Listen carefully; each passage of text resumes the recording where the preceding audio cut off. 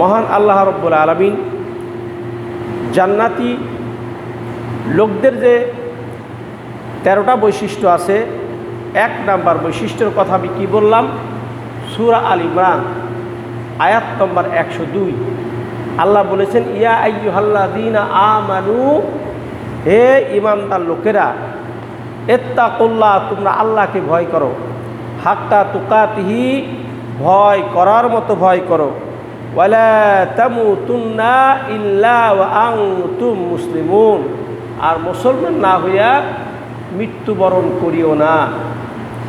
এখন আমার প্রশ্ন হলো, আল্লাহ তাআলা কিন্তু পৃথিবীতে সকল মানুষকে বলে নাই, আল্লাহ তাআলা কিন্তু পৃথিবীতে সকল কাফেরদেরকে বলে নাই, আল্লাহ তাআলা কিন্তু মুশরিকদেরকে বলে নাই, ইহুদিদেরকে বলে নাই, নাসারাদেরকে বলে নাই। আল্লাহ তাআলা বলেছেন ঈমানদার। ঈমানদার কারা? ঈমানদার হলো যারা মুমিন, আল্লাহকে বিশ্বাস করে, যারা পরকাল বিশ্বাস করে, যারা জান্নাত বিশ্বাস করে, যারা জাহান্নাম বিশ্বাস করে, যারা ভালো মন্দ তাকদীরের উপরে যারা বিশ্বাস করে, যে আমার তাকদীরে যেটা আছে সেটাই সংঘটিত হবে। এই আর যারা গায়বের উপরে বিশ্বাস করে, অনেক জিনিস আমরা দেখি না, এই চোখে আমরা দেখতে পাই না। এই যে আমরা দেখেন বাতাস আমাদের শরীরে ঠান্ডা করে দেয়, কিন্তু সেই বাতাসকে আমরা দেখতে পারি, কিন্তু অনুভব করতে পারি আমার গায়ে বাতাস লাগতেছে, কিন্তু বাতাস তো আমরা দেখতে পারি না। পারি? এরকম অনেক বিষয় আছে যেগুলি আমরা দেখতে পারি না। আল্লাহ তাআলাকে দেখা যায় না, আল্লাহকে বিশ্বাস করতে হবে, অনুধাবন করতে হবে।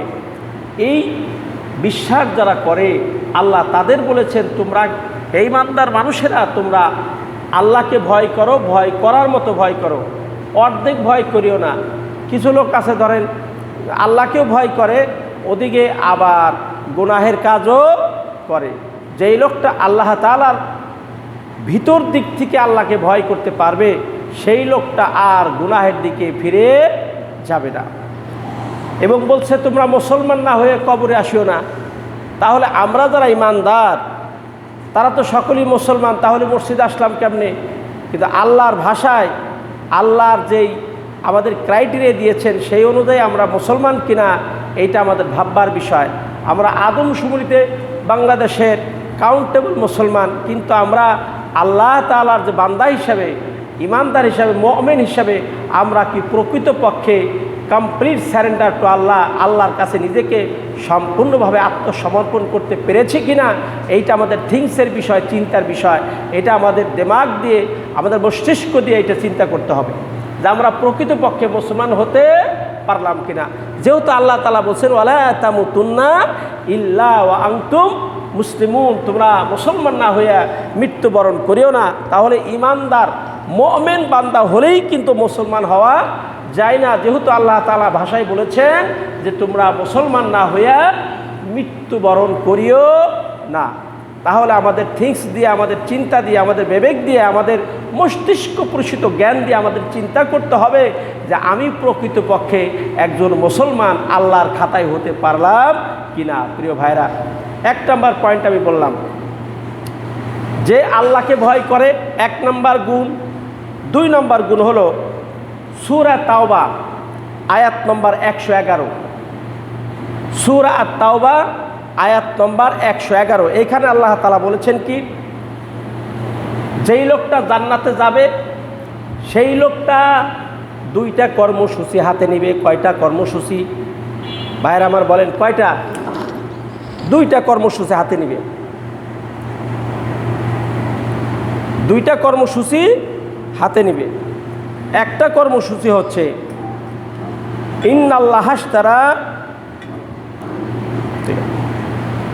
ইন্নাল্লাহাশতারা মিনাল মুমিনিনা আনফুসাহুম ওয়া আমওয়ালাহুম জান্নাহ ইউকাতিলুনা ফি সাবিলিল্লাহি ফায়াকতালুনা ওয়া ইয়াকতালুন।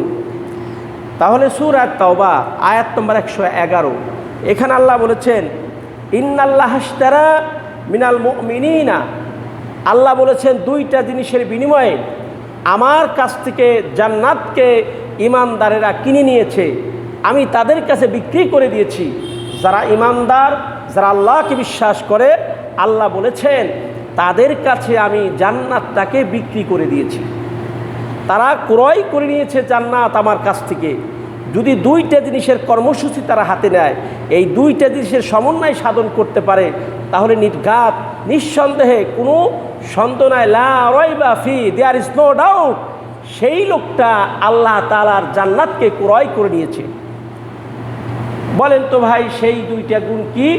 সেই দুইটা কথা আল্লাহ তাআলা সূরা তাওবা 111 নম্বর আয়াতে বলেছেন, ইন্নাল্লাহ, নিশ্চয় আল্লাহ, ইশতারা, ক্রয় করে নিয়েছেন, বিক্রি করে দিয়েছেন, মিনাল মুমিনিনা, মুমিনদের কাছ থেকে।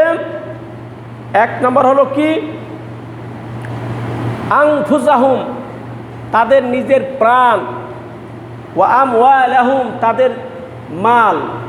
তাহলে দুইটা বিষয়। কয়টা বিষয়? দুইটা। একটা হলো জান আর একটা হলো কি? মাল।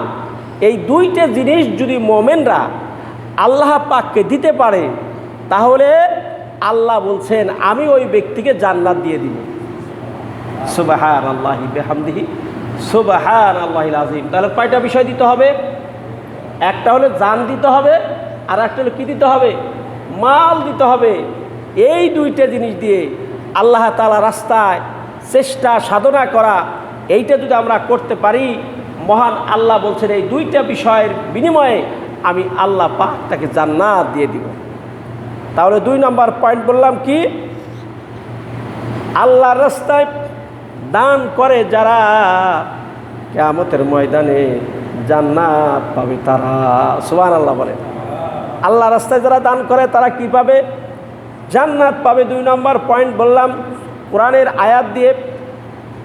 3 নম্বর ক্রাইটেরিয়া হলো পরকালকে যারা ভয় করবে, আল্লাহ পাক কিয়ামতের ময়দানে তাদেরকে জান্নাত দান করে দিবেন, যারা আখিরাতকে ভয় করবে। প্রমাণ কি? প্রমাণ হলো আল্লাহ রাব্বুল আলামিন সূরা আত-তাওবা 41 নম্বর আয়াত, 41 নম্বর আয়াতে বলেছেন, ওয়াজাহিদু বিআমওয়ালিকুম ওয়া আনফুসিকুম ফি সাবিলিল্লাহ যালিকুম খায়রুল লাকুম ইন কুনতুম তা'লামুন। যারা আল্লাহর রাস্তায় সংগ্রাম করবে, আল্লাহর রাস্তায় প্রচেষ্টা চালাবে, জিহাদ করবে, আল্লাহ রাব্বুল আলামিন এই সমস্ত লোকদেরকে জান্নাত দিবেন, এদের ব্যাপারে কোনো সন্দেহ থাকবে না। জান্নাত দিবে আল্লাহ কাদেরকে? যারা এই দুইটা কর্মসূচি হাতে নেবে। ওয়াজাহিদু, চেষ্টা করবে। কি দিয়ে চেষ্টা করবে? বিআমওয়ালিকুম, মাল দিয়ে চেষ্টা করবে। ওয়া আনফুসিকুম, এবং তাদের নিজেদেরকে আল্লাহর রাস্তায় উৎসর্গ করে যারা শাহাদত বরণ করবে। সাহাবায়ে কেরাম দিন কায়েমের জন্য তারা অকাতরে নিজের প্রাণকে, নিজের জীবনকে উৎসর্গ করে দিয়েছেন। আল্লাহ তাআলা তাদেরকে দুনিয়ায় থাকা অবস্থায় জান্নাতের সার্টিফাই করেছেন। বলেন সুবহানাল্লাহ। এমন সাহাবী ছিল না 10 জনের নাম যারা মৃত্যুবরণ করে নাই? আল্লাহ কোরআনের মাধ্যমে বিশ্বনবী মুহাম্মদ সাল্লাল্লাহু আলাইহি ওয়াসাল্লামকে জানিয়েছে যে অমুক অমুক মানুষগুলি জান্নাতবাসী হবে। সুবহানাল্লাহ। 3 নম্বর পয়েন্ট বললাম। 4 নম্বর পয়েন্ট হলো যারা পরকালে কে ভয় করবে। কোথায় ভয় করবে? এই দুনিয়ার পরে আখিরাতে একটা হিসাব নিকাশ হবে। আমরা 50 বছর, 60 বছর, 70 বছর জিন্দেগি, আমার জীবনটাকে আমি কিভাবে কাটিয়েছি? আমি কি সৎ পথে আমার লাইফ লিড করেছি, না অসৎ পথে আমার জীবনটাকে আমি পরিচালনা করেছি? এই হিসাব আল্লাহ তাআলা এই জগতের পরে আর একটা জগৎ হবে, সেই জগৎ হচ্ছে আখিরাত। সেই আখিরাতে আল্লাহর কাছে আমাদের হিসাব দিতে হবে ভাইরা। এখন কেমনে হিসাব দিবেন? দুনিয়ার আদালতে অনেক সময় ভুল হয় না? কিন্তু আল্লাহর আদালতে ভুল হবে না, কারণ আল্লাহ রাব্বুল আলামিন বান্দাকে জবান বন্ধ করে দিবেন, মুখ বন্ধ থাকবে, হাত সাক্ষী দিবে, পা সাক্ষী দিবে, চোখ সাক্ষী দিবে, কান সাক্ষী দিবে, শুধু মুখ জবান বন্ধ থাকবে। এবং তারা বলবে যে আল্লাহ এই হাতের দ্বারা এই লোকটা এই অন্যায় কাজ করেছে আমাকে দ্বারা। পা বলবে যে আল্লাহ আমাকে দ্বারা এই অন্যায়গুলি করেছে। তখন মুখ বন্ধ করার পরে হাত সাক্ষী দিবে, পা সাক্ষী দেবে, চোখ সাক্ষী দেবে, কান সাক্ষী দিবে, অঙ্গ প্রত্যঙ্গগুলি সাক্ষী দিবে আল্লাহর সামনে। তখন বান্দা লজ্জা পেয়ে যাবেন, বান্দার আর কথা বলার কিছু থাকবে না, এবং বলবেন তুমি কি দুনিয়ায় নামাজ পড়েছো? বলছে হ্যাঁ আল্লাহ নামাজ পড়েছি। তাহলে আমাকে তুমি একটি সেজদা দিয়ে দেখাও। তো বান্দা তখন কি করবে? সেজদা দেওয়ার জন্যে রুকুতে যাবে। এইরকম হাঁটুতে হাত দিয়ে যখন রুকুতে যাবে, যাবার পরে তিনি উপর দিকে সোজাও হইতে পারবেন না, আবার নিচেও হইতে পারবেন না। তখন আল্লাহ বলবেন বান্দা তুমি নাকি দুনিয়ায় নামাজ পড়েছিলে, তাহলে তুমি এখন আমাকে সেজদা দাও, নামাজ পড়ো। তখন বান্দা লজ্জা পেয়ে যাবেন যে আল্লাহ, মনে করেছিলাম যে দুনিয়ায় অনেক কৌশল করে নিজেকে সেভ করেছি, এখন মনে হয় আল্লাহর সামনে নিজেকে কৌশল করে কোন রকম বেঁচে যেতে পারবো। আসলে আল্লাহর সামনে কৌশল করার কোনো কায়দা থাকবে না। কারণ হচ্ছে মানুষ গোপনে যেইটা করে পৃথিবীর কেউ জানে না। কে জানে? আল্লাহ জানে। আপনি রাতের গভীরে পৃথিবীর কেউ দেখে না একটা অন্যায় করেছেন, কিন্তু আল্লাহর চোখকে ফাঁকি দেওয়ার কোনো কায়দা নাই। আসুন প্রিয় ভাইরা, তাহলে পরকাল সম্পর্কে আল্লাহ তাআলা সূরা আল জিলজাল, আমি কিন্তু প্রত্যেকটা পয়েন্টে কিন্তু কোরআনের আয়াতের ব্যাখ্যা দিচ্ছি। দলিল সূরা আল জিলজাল আয়াত নাম্বার 7 থেকে 8, 7, 8 এই দুইটা আয়াতের তাফসীর পড়বেন। সেখানে আল্লাহ তাআলা বলছেন ফামান ইয়ামাল মিসকালা যাররাতিন খায়রা ইয়ারা ওয়া মান ইয়ামাল মিসকালা যাররাতিন শাররা ইয়ারা। এখানে কিয়ামতের ময়দানে বান্দা যদি ভালো সামান্যতম কাজ করে তার পুরস্কার আল্লাহ তাআলার কাছে পাবে। আবার বান্দা যদি সামান্যতম অন্যায় কাজ করে, সেটাও ভিজুয়ালের মাধ্যমে ভিডিও করে তার সাথে উপস্থাপন করা হবে যে তুমি এই কাজটা করেছো। পৃথিবীর কেউ দেখে নাই, কিন্তু আল্লাহ তাআলা দেখেছেন। আমরা কিন্তু আর একটা কাজ করতে পারি, একটা মাসলা বলে রাখি। যদি কোনো মানুষ কোনো ভাইয়ের একটা দোষের বিষয় জানতে পারে যে এই লোকটা এই কাজ করছে, নিজে সাক্ষী, সে যদি সমাজের কাছে লোকের কাছে এক্সপ্রেশন না করে, না বলে সেটা গোপন রাখে, কিয়ামতের ময়দানে আল্লাহ তাআলা ওই বান্দার দোষকে গোপন রাখবেন। বলেন সুবহানাল্লাহ। কত বড় শুকরিয়ার ব্যাপার। এখন কালকে একটা হাদিস আমি পড়েছিলাম যে কোনো মানুষ যদি আমাদের সমাজে একটা ব্যাপক ব্যাধি, আপনার আলেম বলেন, মসজিদের ইমাম বলেন, যে কোনো ডিপার্টমেন্টে বলেন, এই রোগে আমরা সকলেই আক্রান্ত হয়ে গেছি, সেটা হচ্ছে গীবতের রোগ। ঠিকটা কি? গীবতের রোগটা কি বুঝেন? মানে আরেকজনের অ্যাবসেন্সে তার দোষ ত্রুটি চর্চা করা, বলা বলি করা, এটা হচ্ছে গীবত। যেই কথাটা শুনলে ওই ভাই মনে কষ্ট পাইতে পারে। আছে না এরকম দোষ আমাদের মধ্যে? যে দেখা গেল যে এক অফিসার আর এক অফিসার, এক কৃষক আর এক কৃষকের, এক দোকানদার আর এক দোকানদারের, সকল ডিপার্ট, এক ইমাম আর এক ইমামের, এক হুজুর আর এক হুজুরের পাশে লাগে, এবং একজন আর একজনের মন্দ বলে। আবার শুধুমাত্র আপনার গোপনে না, প্রকাশ্যে বর্তমানে আপনার এই যে বিভিন্ন মিডিয়ার মাধ্যমে বলে ফেলে, একজন আর একজনকে কিছু না বলতেই কাফের ফতোয়া দিয়ে ফেলে। এই যে ব্যাপারটা দাঁড়াইছে আপনার গীবত। একজন মুহাক্কিক বলেছেন, ঘি দিয়া ভাত খাওয়া যেমন মজা, আর একজনের দোষ চর্চা করা সেই রকম মজা। ঠিক না বেঠিক? দোকানের সামনে বসে বিভিন্ন স্টলে আপনি আর একজনের দোষ ত্রুটি গীবত বলাটা খুব মজা লাগে, কিন্তু এটার প্রতিকার কি? হাদিস শুনে রাখুন ভালো করে। আপনি একজনের অনেক মন্দ বলেছেন, ইমাম সাহেবের গীবত করেছেন, অমুকের গীবত করেছেন, অমুক ভাইয়ের গীবত করেছেন, না লোকটা ভালো না, তার এই বদগুণ আছে, ওই বদগুণ আছে, করেই ফেলেছেন। পরে দেখলেন যে আসলে তার মধ্যে এই বদগুণ নাই, আপনি ধারণা করে বলেছেন। এখন তার কাছে কেমনে ক্ষমা চাবেন? মাসলা বলে দে, হাদিস, আল্লাহ রসুলের হাদিস বলে রাখে, আপনি যদি কারো বিরুদ্ধে গীবত শিকায়ত করে থাকেন, তাহলে এখান থেকে প্রতিকারের একটাই রাস্তা, সেটা হলো আল্লাহর কাছে বলা, আল্লাহুম্মা গফির না, হে আল্লাহ তুমি আমাদেরকে মাফ করে দাও। যেই লোকটার গীবত আমি করেছি, আল্লাহ তুমি তাকে মাফ করো, আমাকেও মাফ কর। বলেন সুবহানাল্লাহ। মাসলাটা শুনছেন তো? এখন আপনি যার গীবত করেছেন তার কাছে কেমনে ক্ষমা চাবেন যে ভাই আমার মাফ করে দিন, আপনি অনেক দুর্নাম গাইছি। এই লোকটা যদি আপনি এই কথা বলেন, লোকটা মন খারাপ হয়ে যাবে না? যে তুমি আমার বন্ধু মানুষ, তুমি আমার গীবত করো, শুনলে তো মন খারাপ হয়ে যাবে। কিন্তু রাসূল সাল্লাল্লাহু আলাইহি ওয়াসাল্লাম বলেছেন এখানে প্রতিকারের একটা রাস্তা আছে। রাস্তা কি? তুমি যার গীবত করেছো তার জন্য আল্লাহর কাছে দোয়া করো, আল্লাহুম্মা আগফিরলি, হে আল্লাহ তুমি আমাকে মাফ করে দাও, আমাকে মাফ করে দাও। আর আমি যার দোষ নিয়ে চর্চা করেছি আল্লাহ তুমি সেই ভাইটাকে মাফ করে দাও। তাহলে এই গীবত প্রতিকারের রাস্তা আমাদের খুলে যাবে, আমরা এই দোষ থেকে মুক্ত হতে পারবো। আর গীবতের আরেকটা হাদিস আছে, আল গীবাতু আশাদ্দু মিনাল জিনা, বলছে জেনার চাইতে গীবত খারাপ। এক মুসলমান আর এক মুসলমানের দোষ ত্রুটি নিয়ে তার অনুপস্থিতিতে দোষ ত্রুটি চর্চা করা, এটা বড় ধরনের অপরাধ, গুনাহের কাজ। এই কাজটাকে আমরা করবো ভাইরা? এই কাজটা আমরা করব না। আল্লাহ তাআলা আমাদের সকলকে মাফ করে দিন, আমিন। এরপরে 5 নম্বর পয়েন্ট, আল্লাহ তাআলা 5 নম্বর পয়েন্ট সূরা আল বুরুজ বলেছেন যেই লোকটা 2টা কর্মসূচি হাতে নেবে, নেক কাজ করবে। কি কাজ করবে? নেক কাজ।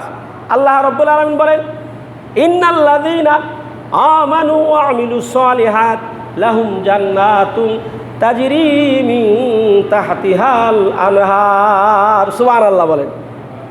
2টা কাজ যে ব্যক্তি করবে, 1 নম্বর কাজ হচ্ছে ইন্নাল্লাযীনা আমানু, যেই লোকটা ঈমান আনবে, ওয়া আমিলুস সালিহাত, 2 নম্বরে নেক কাজ করবে।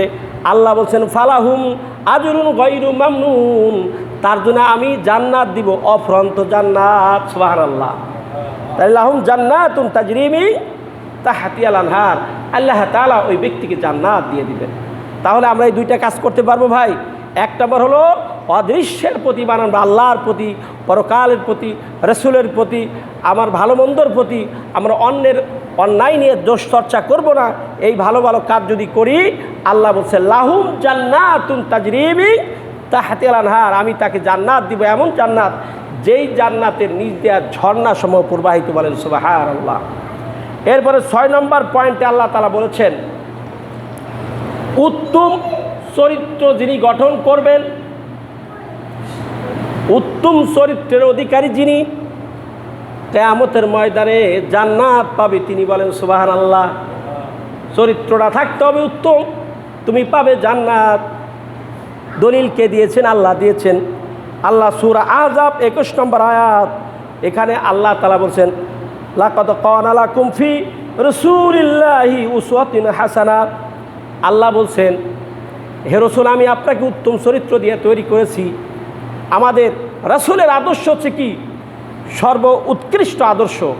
সূরা আল কালাম আয়াত নম্বর 4, সেখানে আল্লাহ বলেছেন ওয়া ইন্নাকা আলা খুলুকিন আযীম, হে নবী আপনি হচ্ছেন সবচেয়ে উত্তম চরিত্র অধিকারী। বলেন সুবহানাল্লাহ।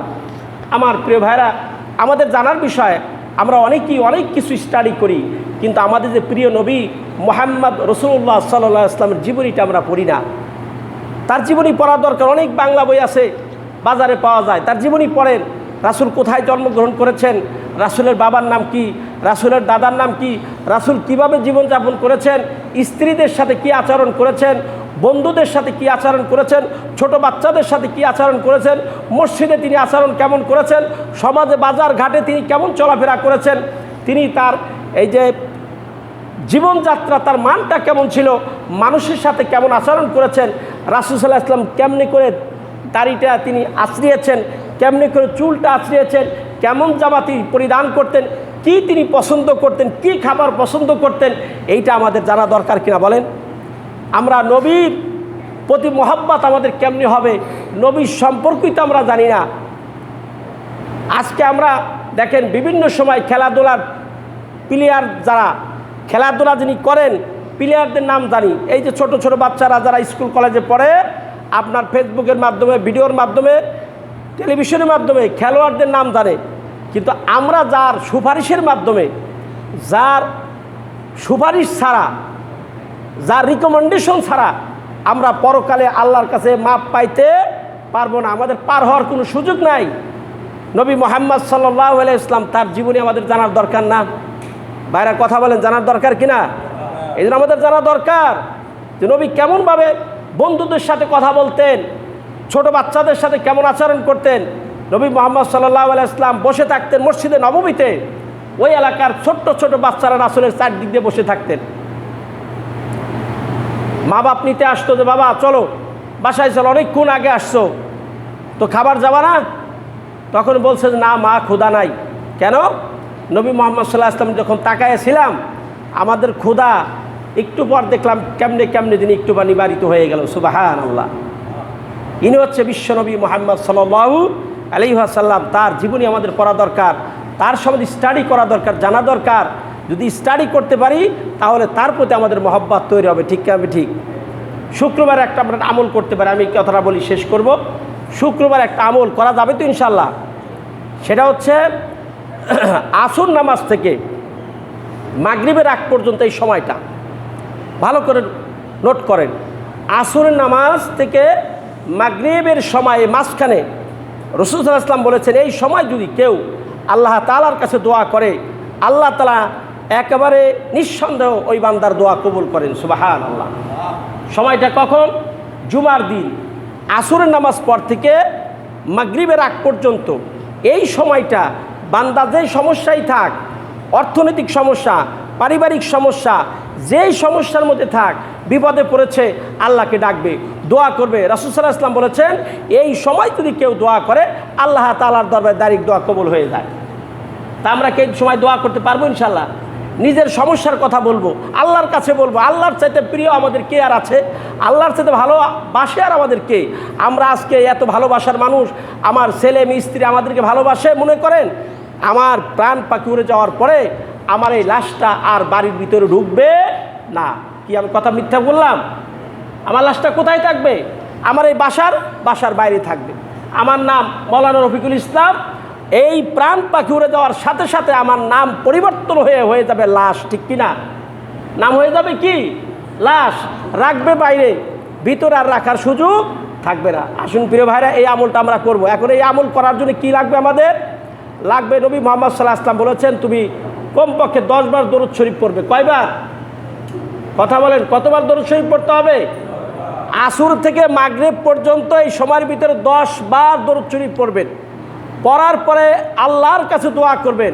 আপনার ব্যক্তিগত সমস্যা, পারিবারিক সমস্যা, যত প্রবলেম আছে আল্লাহর কাছে বলবেন। নবী নিশ্চিতভাবে বলেছেন দরুদ শরীফ 10 বার পড়ে কেউ যদি আল্লাহর কাছে দোয়া করে, যে দোয়া করবে আল্লাহর দরবারে কবুল হয়ে যাবে। আমরা কি এটা করার জন্য রাজি আছি ইনশাআল্লাহ? আল্লাহ তাআলা আমাদের সকলকে তৌফিক দান করুক। আমিন। আসসালামু আলাইকুম ওয়া রাহমাতুল্লাহি ওয়া বারাকাতুহু।